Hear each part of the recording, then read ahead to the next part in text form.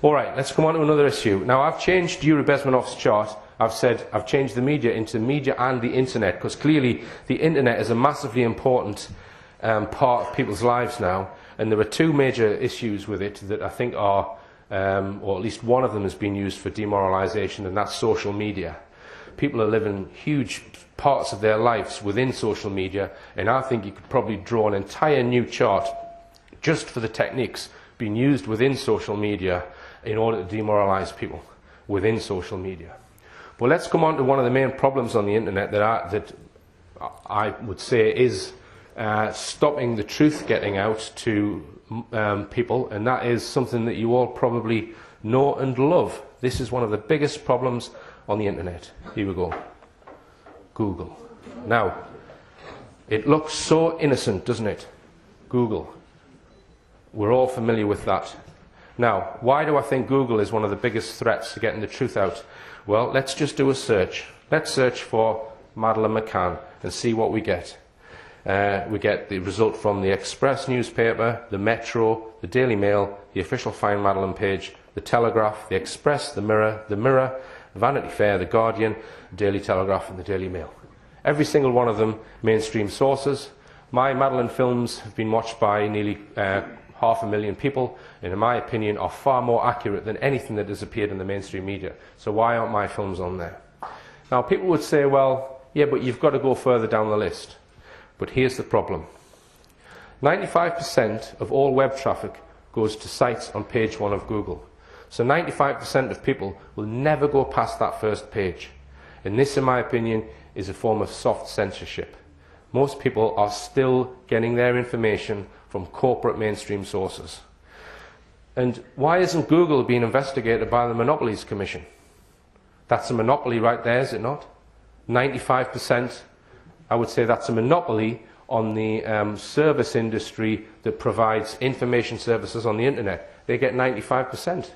So why aren't they being investigated? You see, people would say, well, you've got to type in a different search string in order to find more truthful sources.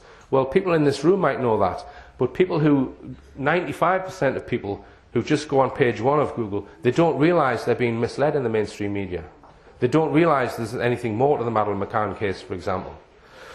And the other thing with Google is now a verb, which I think is also very dangerous. I mean, if you go out to do your groceries, you don't say, oh, I'm just popping out to do a bit of Tescoing, do you? Or let's go out tonight and get Witherspoon, shall we? Yeah? Google is now a verb. I Googled it. By making Google a verb, you're putting all your faith and loyalty into one corporation. A corporation which I think needs to be investigated by the Monopolies Commission. And a corporation which doesn't even publish its algorithm. So you don't know whether there's any corruption in it ranking those mainstream sources first. Huge problem in getting the truth out. People think the internet is the answer, but we've got to tackle this if the internet is going to provide the truth to people. Okay, let's look at another area. In the area of law and order, this is a Yuri Bezmenov one, rights versus obligations, with the intention of creating less individual responsibility. Now, it's a tricky one to explain, but I'm going to try and tackle it. Let's just say someone fires a bullet at you and it hits you. You have the right to have them taken to court and sent to prison. But let's just say that we say, no, we want you to take personal responsibility for that and dodge the bullet. Yeah? You're not going to have the right to take someone to court who shoots you. That clearly is ridiculous. You need that right. But what if you're walking down the street and there's a loose paving slab? Should you take personal responsibility and avoid it, or if you fall over it and harm yourself, should you be able to sue the council? Well, that's maybe in the debatable category.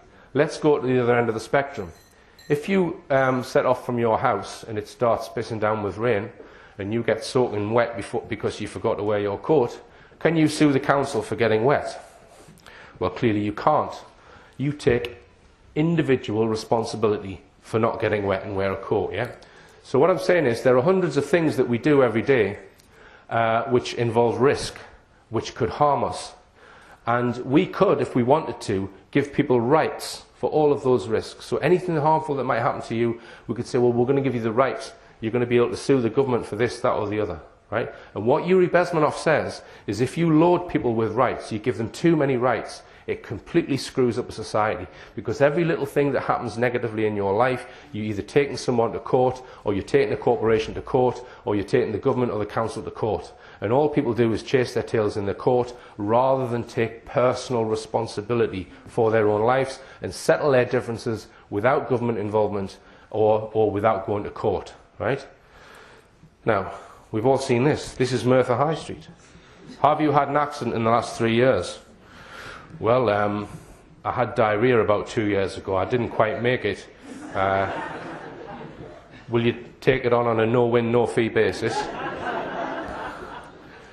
Now, I'm not saying that the solicitors who do this ridiculous thing in the street where they ask people if they've had an accident, I'm not saying they're trying to demoralise the population. I'm saying the legislators that allow this to go on are. Because all you end up with is a whole load of trifles in the courts and people spending their lives with ridiculous molehills of issues. And that brings us on to the slavery issue. This is the government legislation that they've described as anti-slavery legislation, which is a complete misnomer. If you read the legislation, it's not legislation against slavery, against physical slavery, shackling someone and making them do forced labour. That's not what it's about. They very slyly called it modern slavery. And what they mean is mental slavery. Because if you read the Act, what it entails is, if you ask someone to do you a favour, and they do that favour, and at some point later, that person's not happy that they've done a favour for you, and they think you've taken their liberty away, they can have you arrested. So they're trying to bring in laws to prevent people from being taken advantage of. That's what the slavery legislation is. It's not against slavery. It's not protecting you against slavery. It's protecting you against being taken advantage of. Now, I've been taken advantage of a few times in my life, and what do? You learn from it, and you get on with your life. You don't think, oh, well, I've got rights now. I can go and sue that person, or I can ring the police because they've asked me to do this favour or that favour, right? The slavery legislation is going to cause absolute chaos. But it's a drip, drip, drip, drip, drip. People spending and being given the right so that they're not taking individual responsibility for their lives. It's a classic Yuri Bezmenov thing. But it's sold to you, we are going to give you rights. Anti-slavery legislation. It's altruistic. We're just protecting you. That's all it's for. We're giving you rights. No, it's not. It's to screw up society. That's what it's for. And all our MPs, I'm not sure whether they've voted on it yet, and they always put out these sob stories. You've probably seen them. There was one in Wales recently, some guy living in a caravan or something. Absolute bollocks. They're doing it to try and they're even trying to get people to snitch on other people. Have you seen someone being enslaved? It's in order to create less responsibility within society, and it's absolutely disgusting. We've gone this long without this legislation. Ask yourself, what's it really about? Okay. Now, in the area of health, well, you know, we could do a whole lecture on health and how people are enfeebled masses, or they're trying to create feeble masses, focus on spectator sports and pubs, people spending all day drinking beer, watching sport on big screens, and also use the Mental Health Act to get more and more people on psychotropic drugs, which again creates enfeebled masses. Okay. Somebody said, why did you put that subliminal of a Costa coffee cup in your talk? I was going to talk about soft drinks and what have you. Okay. Now, in the area of MPs and politics, I've said create actors, shills and useful idiots and focus on fake issues. I don't actually think that MPs are politicians. If you look at the definition of a politician, it is someone who makes decisions which bring about real change in people's lives. I don't think any MPs have the power to make decisions which bring about changes in people's lives. I would argue it's all done outside of politics, and what politics is used for is fake issues. So, for example, the hacking scandal, I believe, is a complete fake issue. Listening to people's answer messages. Okay, it is an issue, but it's nowhere near as big as 9/11 or the murder of 56 people on the London Underground. It's a molehill that they make into a mountain. Another one is MPs' expenses. Yes, it is an issue, but it's no way as important as the fraudulent financial system. But they spend hours and hours and hours on these fake issues, and they're promoted by actors, shills, and useful idiots. Now, there's plenty of useful idiots in Parliament, But how do you create a good actor? How do you create a good fake MP that's going to big up these fake issues for you? Well, I think there are many ways that they're doing it, and one of them is linked to the issue of paedophilia, which has been all over our media fairly recently.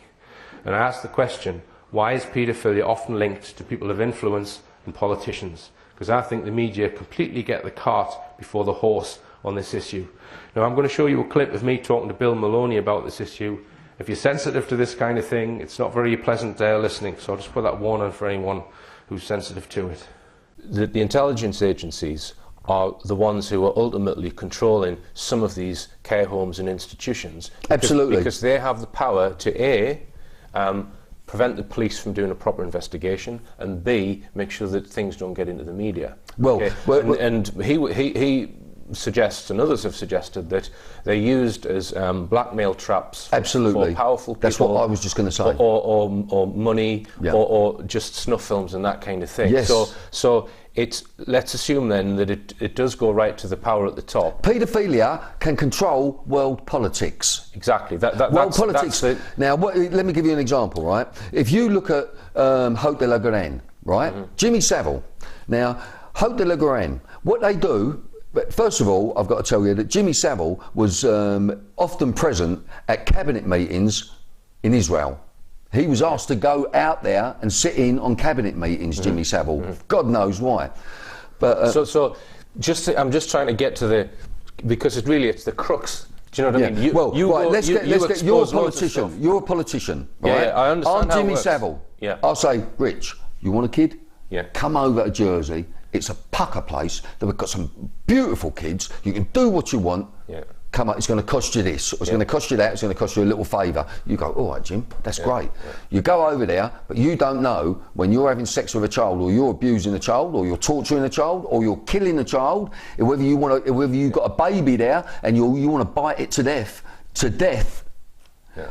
Then it's filmed without it's filmed. You get home, DVD, or then would have been a VHS copy, comes in the post, so you see it, you're the politician, and then we say to you, we've got this on you, look at this film, then you'll come back and say, what do you want? So in essence then, it's something which is, these grotesque acts that people do, that's something which is kind of somehow, for whatever reason, ingrained in certain people. Yeah. And the intelligence agencies, because the CIA have been involved in this kind of activity, actually training 9-year-old girls in how to pleasure men, and I think that's been admitted to, right? So they're using something which is there to as a power tool, effectively. Yeah. Now, I would say all the intelligence agencies, all the secret services around the world, every single country, the best thing that you can have, really, is if you call someone a paedophile, and you can prove that they're a paedophile and they're a politician or whatever,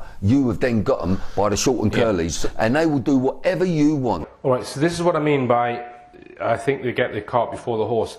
The mainstream media seems to portray that people of influence, MPs and powerful people, abuse that power to then abuse children. No, I don't think it works that way at all. I think that people who are inclined that way are selected, they're picked out, probably years before they become powerful, and they are put into powerful places deliberately so that they can then be controlled from the outside. And if you don't think that this activity goes on, just listen to this clip from Ken Livingstone, former Mayor of London. I was raising in Parliament up against Mrs Thatcher the Kincora Boys Home, where boys were being abused, and MI5 was filming it because they were hoping to be able to blackmail senior politicians in Northern Ireland.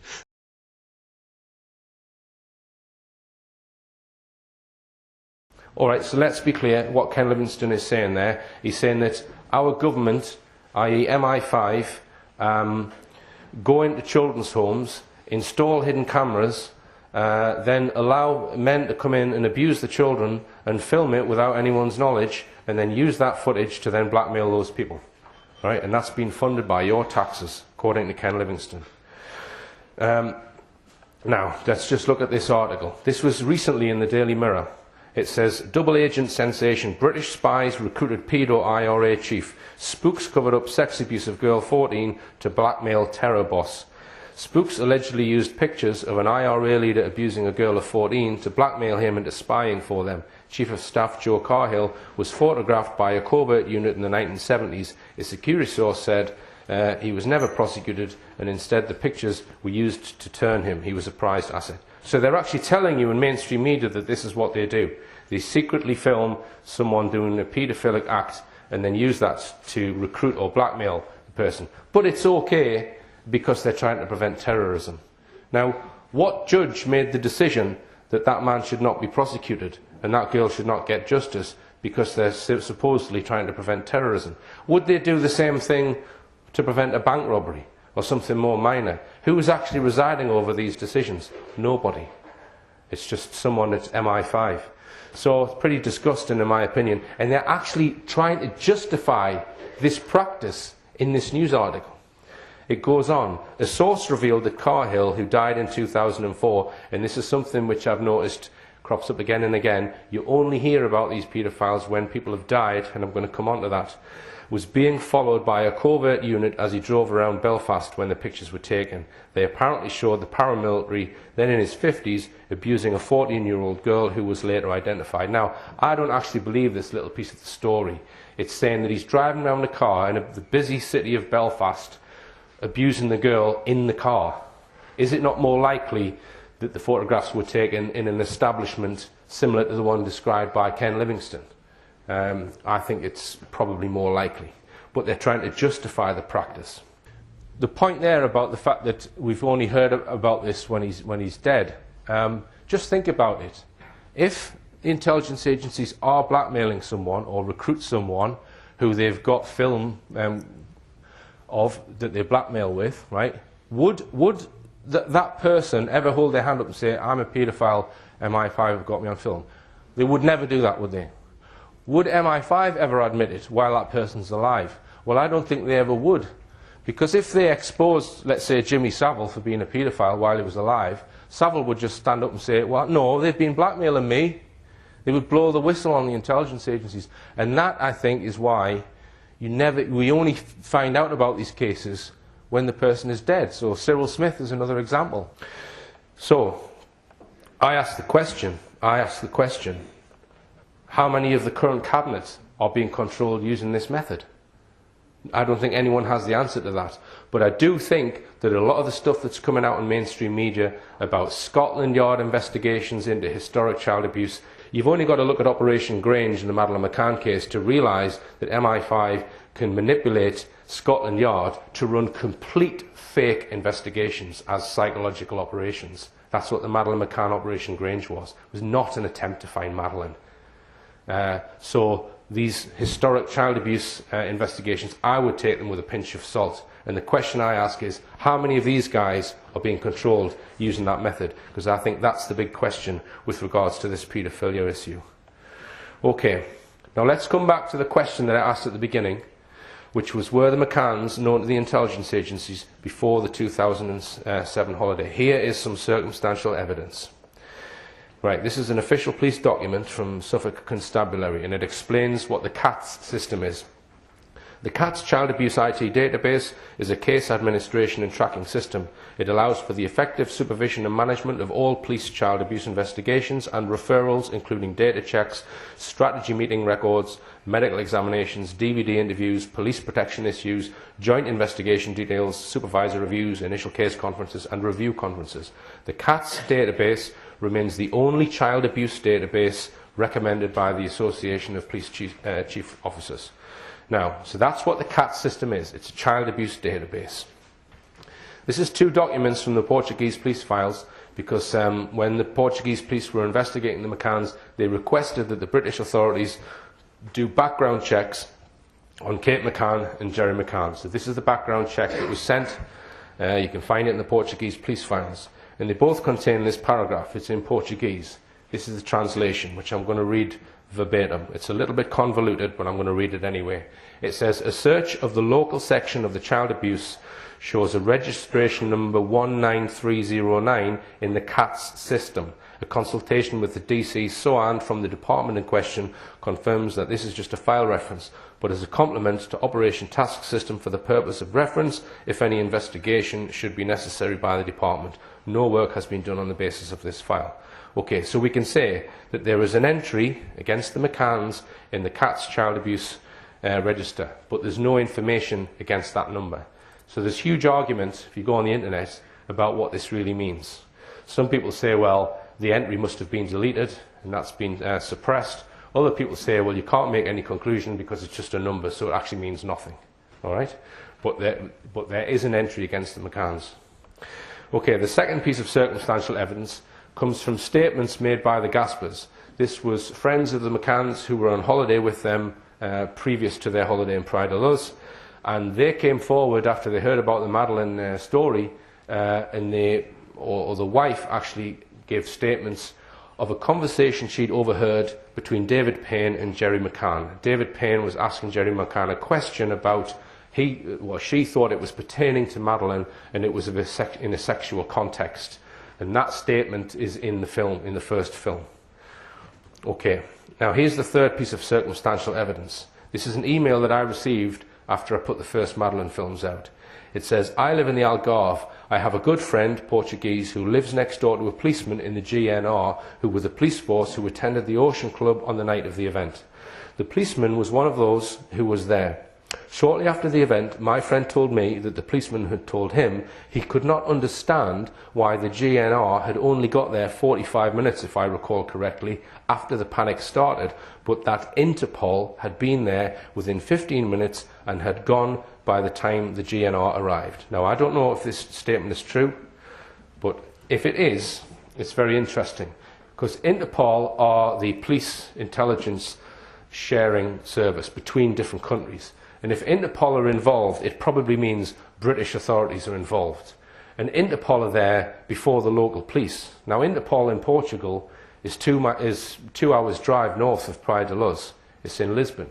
So there's no way that they could have been there before the local police who were phoned when they've reported Madeleine missing. So what this could suggest is that British authorities knew all about the Madeleine issue before the McCanns had even telephoned the police for the first time, right? So this is a piece of circumstantial evidence, the email that I've received. The fourth piece of circumstantial evidence is a video shot on, I think it's on a phone camera, and it's just before the McCanns are getting on the plane to go on their holiday, and one of the friends says to Jerry, cheer up, Jerry, and he says words to the effect, I'm not effing going here to enjoy myself, right? Suggesting that there may be another reason why he was going to Praia da Luz. Now, I'm not going any further than that as to what this all could mean, right? But I'm saying that this is some circumstantial evidence that I think is very interesting and could shed light on possibly why there was some sort of massive cover-up took place. Okay, it's a bit of a dark subject to finish on, but hopefully part 2 is a little bit more light-hearted, and have a look at the DVD. As I say, it's a 3-hour-long film. I will be putting this online to watch free of charge, and people can buy this film, or they can download the image file and they can give it to whoever they want. They can make 1,000 copies if they want to. The intention is not to make money on these films. Okay, thanks for listening to part 1. We'll reconvene at about 9:30. Thank you. Cheers.